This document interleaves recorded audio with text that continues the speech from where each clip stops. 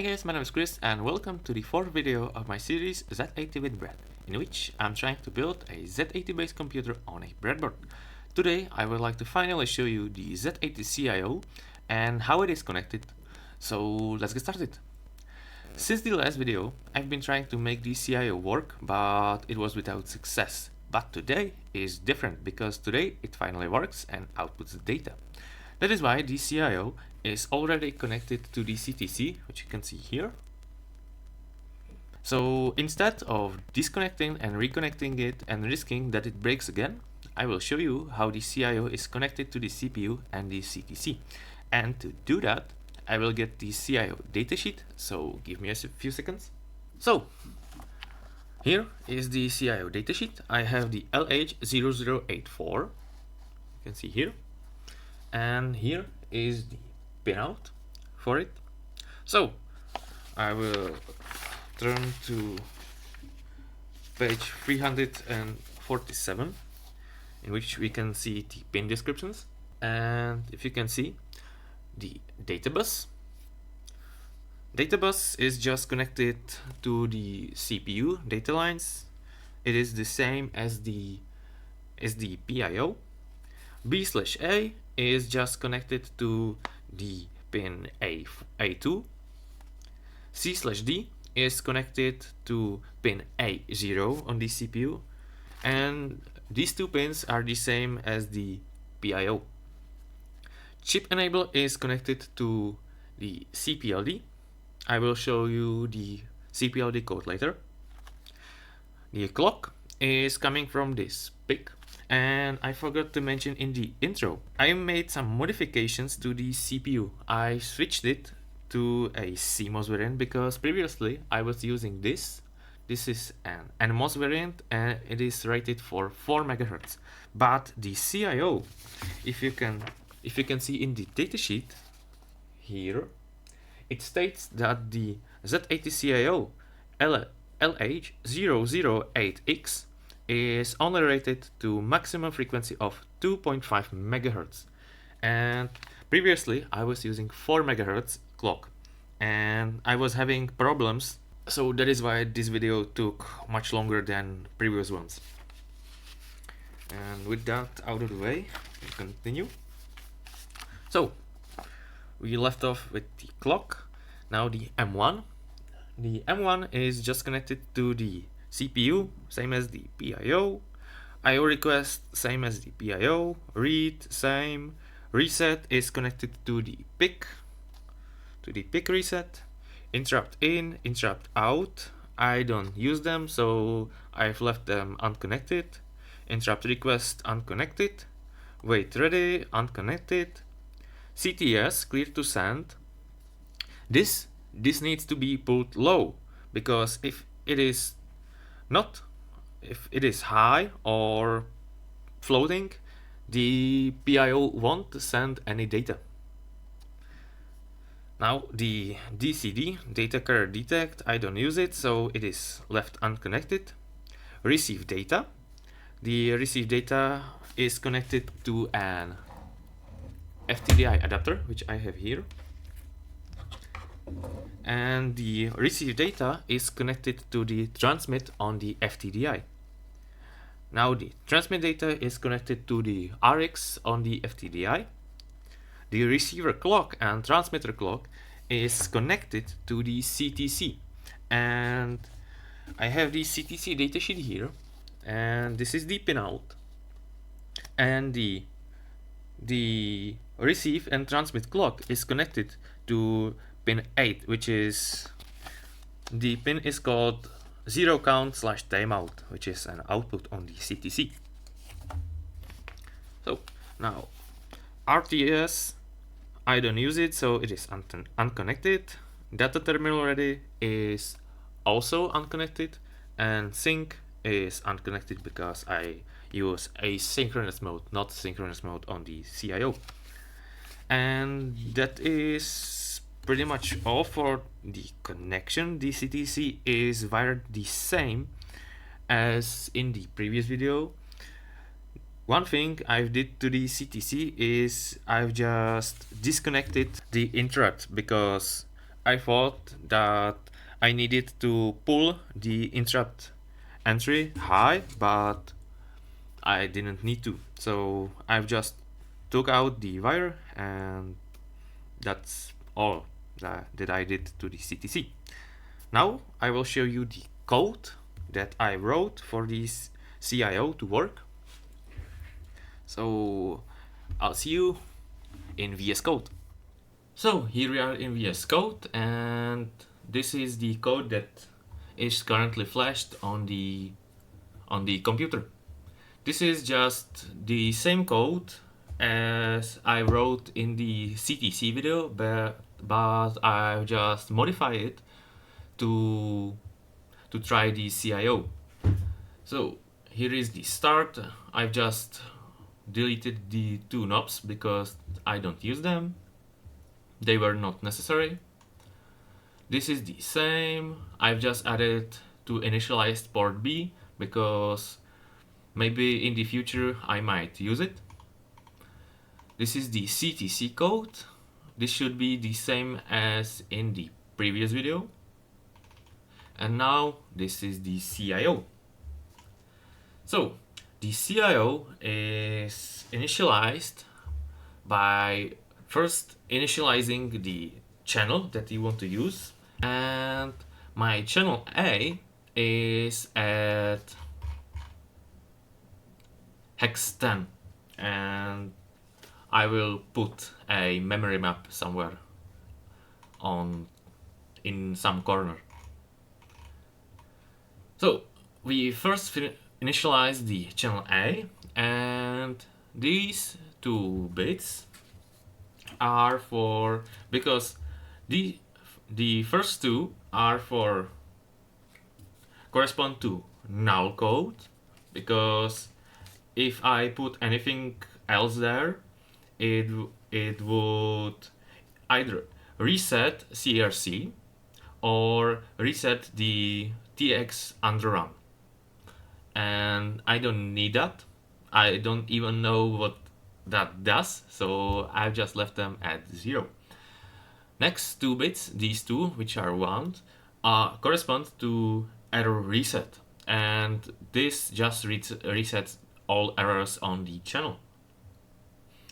And these 3 last bits correspond to the register, and the CIO has 4 write registers, and it also has 3 read registers, and those read registers are just for status, interrupt vectors, and some other things. But the write registers are used to initialize and configure the CIO. And I will just put somewhere over here the register layout, so you can correspond the bits to the layout. This just resets the channel A. It is still in the register 0. So these 2 bits reset the channel. Next, to select different registers, we write to the register 0, the write register 0, the other register number. So this time it is 4, and this way we select the register 4, and the next output will go to the register that we've selected here. So I've selected the register 4, and the register 4 is for configuring the TX. And you can see here, this is the bits. I will also put the register definition here. So the clock mode is x16. So if I want to transmit at, for example, baud rate 9600, the clock that I will need to use will need to be 16 times 900 and 600. I think that's correct. Next is the stop bits. I use only 1 stop bit because it is pretty much the standard, and I don't use the parity, so parity is off. Next, we select the register 5, and the register 5 is also for the TX. for the transmission, and we select 8 bits, so we will transmit 8 bits. We turn on the transmission and we turn off the CRC because we don't use it. Next, we use the register 3, and the register 3 is used for the RX. And these 2 bits are corresponding to the bits, the number of bits that we want to receive, and we want to receive 8 bits, so these 2 ones correspond to 8 bits. And this last one is just for the enabling of the RX. Next, we select register 1, and the register 1 just corresponds to interrupts, primarily interrupts. And I don't use interrupts, so I've just put a 0. I can just put a hex 0 or 0 here, and it should work the same. Next, I wrote a simple program that when I transmit some character from my PC through the FTDI, for example A, the binary representation of the A will be displayed on the LEDs on the computer. So I initialized A to 0 and load the control A. This way, when I write to the control of the channel A, I select the status register, because if the next instruction was not in but it was out, it would write to the write register 0, but the next instruction after the selection of the register is in, and that way we can read the read registers on the CIO.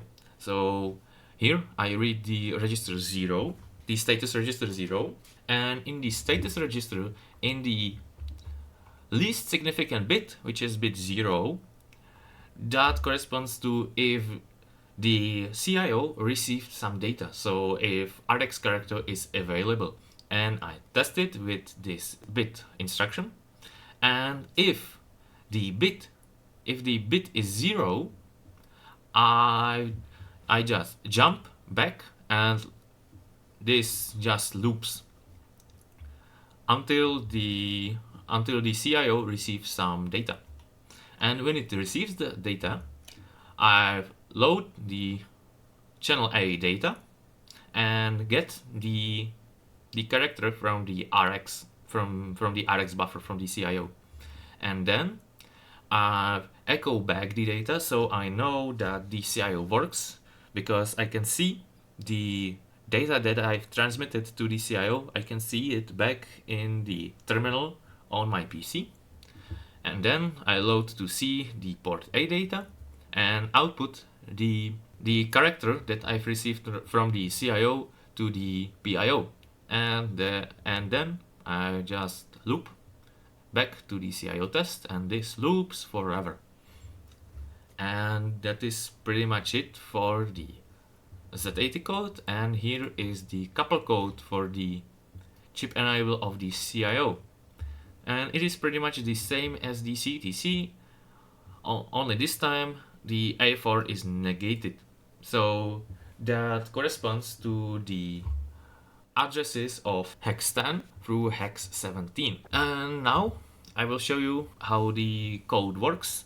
And by the way, all the code that I have here, the CPLD and the Z80 code, will be available on my GitHub page, which is linked in the description. So if you want to test the code on your breadboard PC, you can check my GitHub and the code will be there. So now I will show you how the code works. So here we are in HTerm, and I will just refresh and connect to the FTDI. The baud rate I figured was A3884, and I don't know why the CIO operates at this baud rate. I will need to figure that out, but I figured this baud rate with my logic analyzer. So I will use it Data bits are 8, stop bit is 1, parity is none, I don't use flow control. And now we can test the CIO. The computer is powered on, you can see the hold. The hold LED is now turned on because the code just loops forever by using this jump. And now we can test if the program works. So if I just put, for example, O, if I transmit O, I can see that I've received the O, and you can see it on the LEDs, which is and on the LEDs you can see the binary representation of the O character. If I write W, for example, you can now see the binary representation of the W, and I can just put any characters here. You can see we received all of them, and I can put even numbers here, and you can see that the code works. And this little program and the CIO took me a week to figure it out, because before I was using the NMOS variant of the CPU, and I was wondering why the CIO didn't want to work at 4 MHz. So that is why this video took much longer to get out than previous videos. So this is pretty much it for today's video. I hope you liked it, and I will see you in the next one. So bye.